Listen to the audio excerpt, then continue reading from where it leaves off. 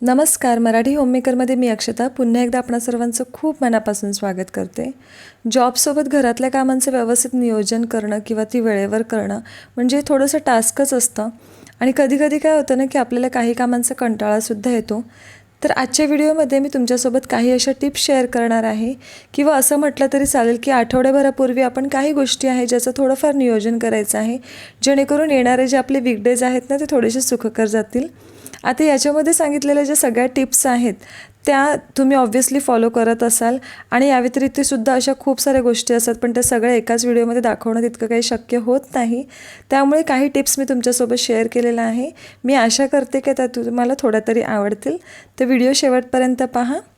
तर सगळ्यात पहिली टिप म्हणजे जर समजा तुम्हाला तुमचा स्वयंपाक कोणत्याही प्रकारचं टेन्शन न घेता करायचा असेल ना, तर जरी तुम्ही वीकली प्लॅनिंग नसेल केलं तरी फ्रीज मात्र ना नक्की क्लीन करा वीकेंडमध्ये.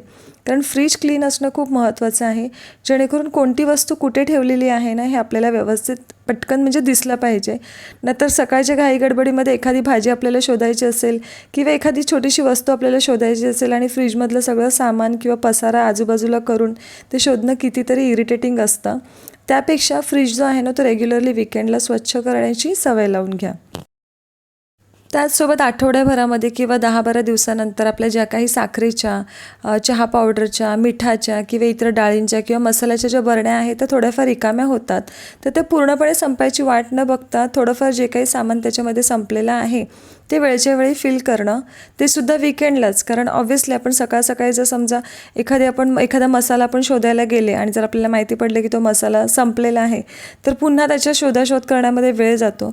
मग त्याच्यापेक्षा वीकेंडमध्ये ज्यावेळेस आपण स्वयंपाक करतो ना, किंवा जसं तुम्हाला वेळ मिळेल, मी असं नाही म्हणत की ह्या सगळ्या ज्या गोष्टी तुम्ही वीकेंडलाच करायला पाहिजेत. स्वयंपाक करता करता सुद्धा मी तुम्हाला नेहमी म्हणते की अशी जी किचनची जी थोडीफार कामं असतात ना, ती वेळच्या वेळी करायची, जेणेकरून या सर्व कामांसाठी आपल्याला सेपरेट वेळ असा काढावा लागत नाही. आणि त्याचसोबत डबे सतत धुण्यापेक्षा जर वरच्यावर जरी ते पुसून घेतले ना तरीसुद्धा ते स्वच्छ राहतात. मग ज्यावेळेस तुमच्या लक्षात येईल की 1-2 वेळा डबे रिफिल झालेले आहेत, त्यानंतर मग तुम्ही ते वॉश करून ठेवू शकता.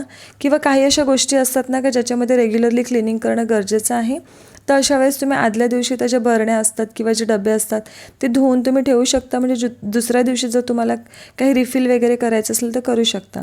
आता इथे मी मसाल्याच्या ज्या बरण्या आहेत ना त्या केलेल्या आहेत. आधी मी मसाल्याची जी काय म्हणतात त्याला मिसळणीचा जो डब्बा असतो ना तो मी बनवून ठेवला होता. पण मला ना थोडंसं ते असं वाटायचं की म्हणजे तो डब्बा ठेवण्यासाठी एक वेगळी जागा, पुन्हा अशा छोट्या छोट्या बरण्या ठेवण्यासाठी वेगळी जागा आणि ते मिसळणीच्या डब्यातले मसाले पटापट संपायचे. तर त्यापेक्षा मी काय केलं, अशा ज्या शेजवान चटणीच्या ज्या बरण्या असतात ना माझ्याकडे खूप होत्या, तर या बरण्यांमध्ये मी मसाला भरून ठेवते, जेणेकरून हा मसाला आहे ना जवळजवळ 15 दिवस तरी म्हणजे पुरतो. मग सतत सतत ते रिफिल करण्याची गरज नाही लागत. आणि मी अशा प्रकारे मसाला, हळद, गरम मसाला आणि यावेळेस मी काश्मीरी लाल मिरची पावडरसुद्धा बनवून घेतलेली होती मे महिन्यामध्ये. म्हणजे आपलं जे काही आपलं मसाल्याचं वगैरे जे आपण भरून ठेवतो ना घरचा मसाला, घरगुती मसाला, तर ते मी फ्रीजमध्ये ठेवते आणि जेव्हा केव्हा रिफिल करायचं असेल तर ते अशा प्रकारे रिफिल करते. त्याचसोबत इथे जिराची बॉटल, जिरा, त्याच्यानंतर राई, या सगळ्या ज्या गोष्टी आहेत ना त्या मी भरून घेते. आणि इथे अशा प्रकारे ना मी छोटंसं बास्केट ठेवलेलं आहे, ज्यामध्ये मी सर्व प्रकारचे मसाले ठेवते. म्हणजे सगळे जे मसाले आहेत ते एकाच ठिकाणी मला मिळतात आणि मी बास्केट ट्रॉलीमध्ये ठेवून घेते.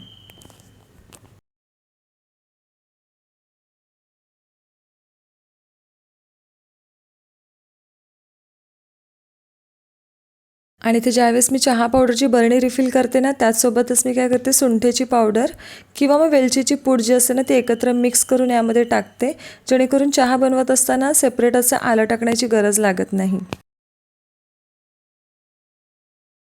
कांदा, बटाटा आणि लसूण यांचा स्वयंपाकात जास्त वापर होतो, शक्यतो कांद्याचा. तर 1-1 किलो कांदा न आणता मी काय करते ना 2.5 किलो आणते. आणि बटाटेसुद्धा आता टिफिन वगैरे बनवताना बटाट्याचे जे पदार्थ आहेत ते जरा इझी पडतात, त्याच्यामुळे बटाटे जास्त प्रमाणात आणली जातात. आणि इथे आम्ही काय केलेलं आहे ना किचनच्या ट्रॉलीलाच म्हणजे किचन ज्यावेळेस बनवलं त्यावेळेस कांदा, बटाटा आणि लसूणसाठी अशा प्रकारे ट्रॉली बनवून घेतलेली आहे. मी काय करते, आता पूर्ण कांदे संपायचे किंवा बटाटे संपायची वाट नाही बघत. मग थोडेफार कांदे जेव्हा शिल्लक राहतात ना ते दुसऱ्या ट्रॉलीमध्ये ट्रान्सफर करते आणि जे नवीन आणलेले जे कांदे असते ते त्याच्यामध्ये टाकते आणि बटाट्यांसोबतसुद्धा तसंच करते. याने काय होतं, जेव्हा आपण ट्रॉली खोलतो तेव्हा आपल्याला माहिती पडतात की हे कांदे जुने आहेत जे आपल्याला आधी वापरायचे आहेत. मग त्यामुळे काय होतं ना की जुने कांदे ते आधी वापरले जातात आणि मग त्याला मोड वगैरे सुद्धा येत नाही किंवा ते खराब होत नाही. तर मागच्या वेळेस जेव्हा मी तुमच्यासोबत व्हिडिओ शेअर केला होता ना, तेव्हा 2-3 ताईंनी मला कमेंट केली होती की हे इडली पात्र तू कुठून घेतलेलं आहे.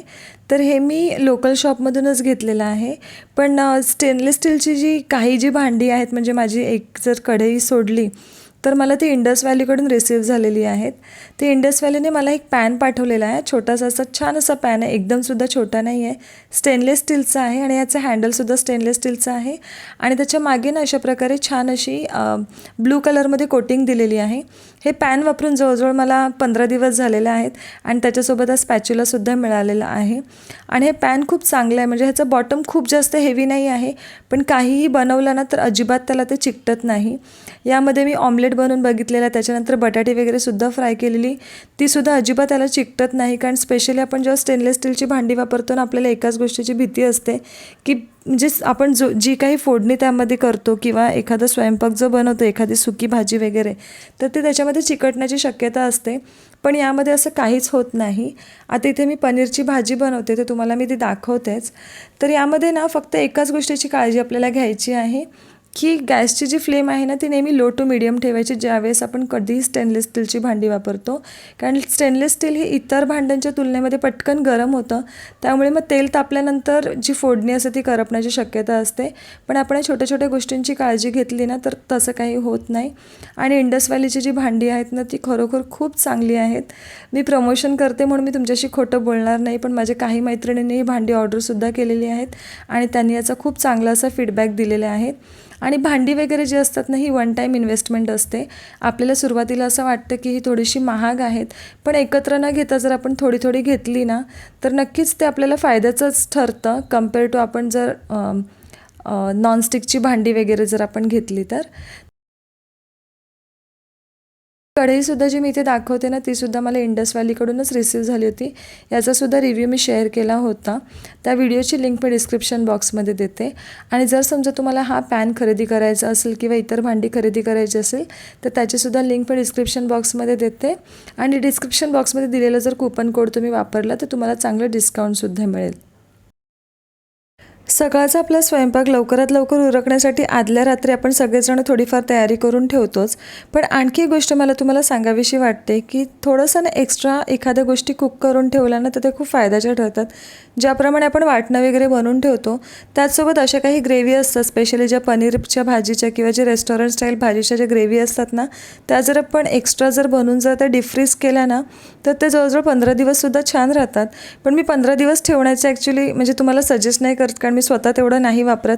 पण ॲटलीस्ट आठवड्याभरासाठी म्हणजे एखाद्या आठवड्यामध्ये जर समजा आपण पनीरची जर ग्रेव्ही बनवली तर ती थोडीशी एक्स्ट्रा बनवून फ्रीजरला ठेवून द्यायची, जेणेकरून नेक्स्ट टाईम जर तुम्हाला भाजी बनवायची असेल ना तर पुन्हा ते सगळं कांदा भाजा, त्याचं वाटण करा, एवढं सगळी झंझट करावी लागणार नाही. पटकन जर ती आपण ग्रेव्ही परतली ना तर आपली भाजी जी आहे ती झटपट बनून तयार होते. घरातले सर्व कामांचं योग्य प्रकारे नियोजन करता करता स्वतःवर सुद्धा लक्ष देणं तितकंच गरजेचं आहे. स्पेशली आपण जेव्हा जॉबला जातो तेव्हा त्या ठिकाणी आपल्याला प्रेझेंटेबल राहणं खूप गरजेचं आहे. मग अशा वेळेस काय करतो, सकाळी उठून कपाटाच्या समोर उभं राहण्यापेक्षा की आज काय घालायचं आहे, आठवड्याभरापूर्वीच काय करायचे ना अशा प्रकारे ड्रेसेस काढून ठेवायचे. जसं की मी इथे आठवड्याभराचे सर्व ड्रेसेस इथे काढून ठेवलेले आहेत. आणि मी काय करते ना, ज्यावेळेस म्हणजे कपडे फोल्ड करून ठेवते तेव्हाच एक एक ड्रेस मी प्रेस करत नाही. मी असे जे कपडे आहेत ना ते फोल्ड करून ठेवून देते, म्हणजे पायजमा आहे तो त्या टॉपमध्येच टाकून ठेवते, जेणेकरून एकत्रच तो सेट पूर्ण मिळतो. आणि स्कूलमध्ये असल्यामुळे ओढणी कंपल्सरी म्हणजे घ्यावीच लागते, तर सगळ्याच ड्रेसवरती ओढणी नसते. मग अशा वेळेस काय करते ना, ओढणीचं वेगळंच असं बास्केट ठेवते ज्याच्यामध्ये जे मिसमॅच करून आपण ओढणी घालू शकतो. आणि मग काय करते, एकत्र सगळे जे ड्रेसेस आहेत ना ते प्रेस करते. रातचे आणि अर्णव आणि रुद्राचे जे कपडे असतात म्हणजे स्कूलचे जे युनिफॉर्म असतात ते माझ्या सासऱ्यांची लॉन्ड्री आहे, मी तिकडे देते. पण माझे जे कपडे आहेत ना ते कधी जर समजा मला वेळ नाही मिळाला तर मी देते, नाहीतर मी काय करते घरच्या घरीच ना प्रेस करते.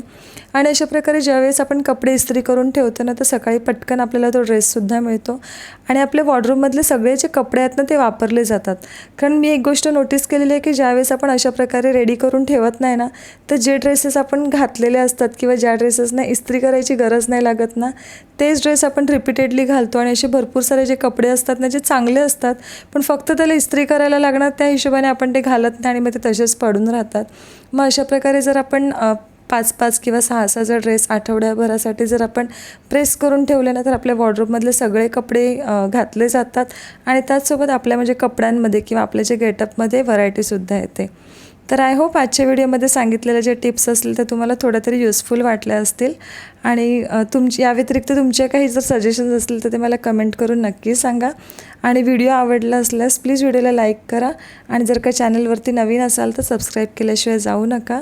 लवकरच भेटूया एका नवीन व्हिडिओमध्ये. तोपर्यंत आपली काळजी घ्या. बाय.